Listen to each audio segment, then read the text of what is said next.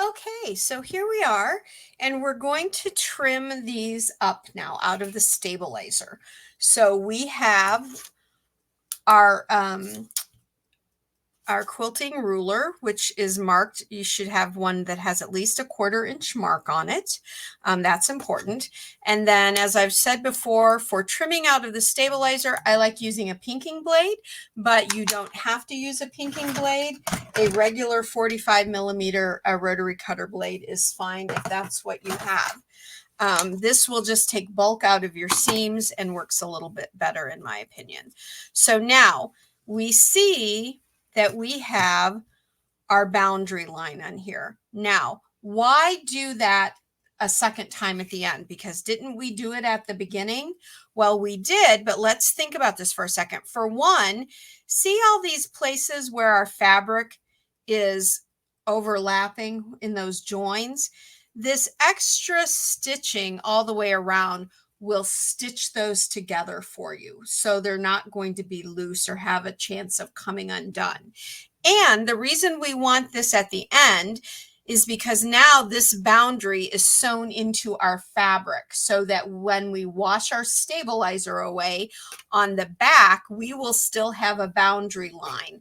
Because when we wash this stabilizer away, this initial thread that was stitched on the stabilizer can wash away, can come loose and come off. And that's okay. That's perfectly fine. None of this that's stitched into the fabric will do that. It just does it because we've washed away what it was sewn onto. It was sewn onto a stabilizer that isn't there anymore because we've washed it away. So that's the simple reasoning behind that. Alrighty, now we're going to go ahead and trim these out. We'll trim all 3 of them out. I just start on one end. Now I'm a lefty, so this might look backwards to you, and I'm going to put a little bit on a angle there for myself. But I match up my 1/4 inch line of my ruler right on top of my boundary line. And then I start trimming. And I just rotate it around until I have them all trimmed out. And you will know with a pinking blade when it gets dull, because it won't catch everything. It'll feel more like it's going through mud. But I find that I get just as long a life with the pinking blade, trimming it out, trimming these out like this, than I do with a regular 45mm blade too. So, and that is a relatively new blade that I have in there now. It's not brand new, but it hasn't been used very much. And in order to give myself a little bit of, take a little bit of my bulk out of my corners, I just come in here and on an angle, I just nip those off. And then I get a little more, I call that my fabric dust. And I have a little bit more out there. And now this is ready to be washed and have the stabilizer taken out. Or if you do it by a full block and then wash it out, it's ready to be sewn together. Sewing them together, when you put your pieces together, you're going to follow your guideline that will be on the back. You will line your, excuse me, your needle right up on the line and follow it. Just, you'll take it and you'll, with your machine, you're going to, if your needle's right there on the stitch, you're going to take your needle on your machine and move it 1 click and 1 click only to that inside corner, and follow it right down. That will hide this line of stitching when you open your pieces up, so you won't see it, and you're still going to have the perfect seam allowance, because that's how I've digitized it, to have that one space taken away at the end. Now I'm going to do our flying geese unit. We just finished with our diamond in a square.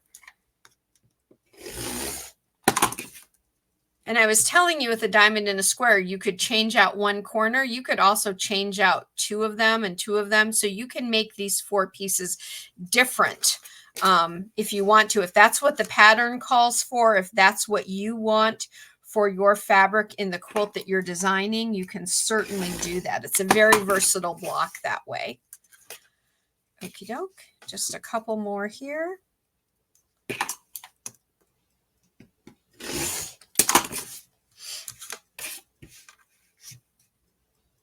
So I put a lot of time into testing with this stabilizer, which you will see in the stabilizer video.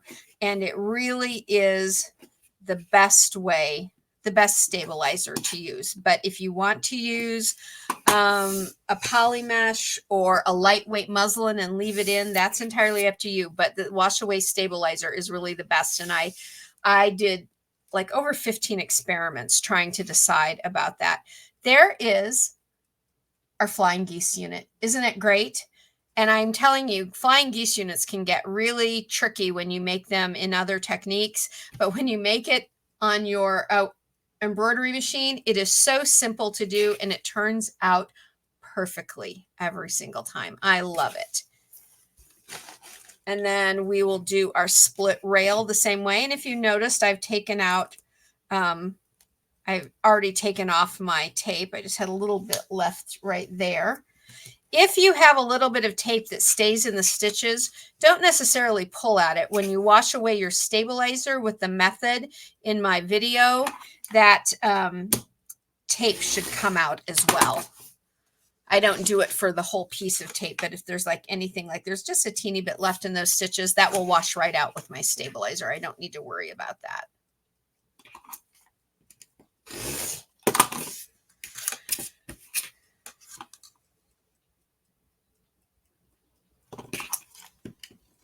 And we have one more side, and we're done with our 3 segments in the basic block set 2. Put all of that in the garbage. Let me just do my little trim on my edge. And it's amazing how just this little bit of what I call dust, taking that out of your seam can make a huge difference. Let me set those pieces aside. And now let's look at these. There is our split rail. There is our diamond in a square. And there is our flying geese unit. And those are the 3 segment pieces that we are going to be, or that it has come in this particular Build a Quilt set, our set 2. It's going to really allow you to create hundreds more quilts than you can with just the original set. So it's a great second basic set. Now let's go back to our main camera and finish up this how-to video. Thanks for watching, and here are 2 more videos chosen just for you. Until next time, everybody, quilt life beautiful.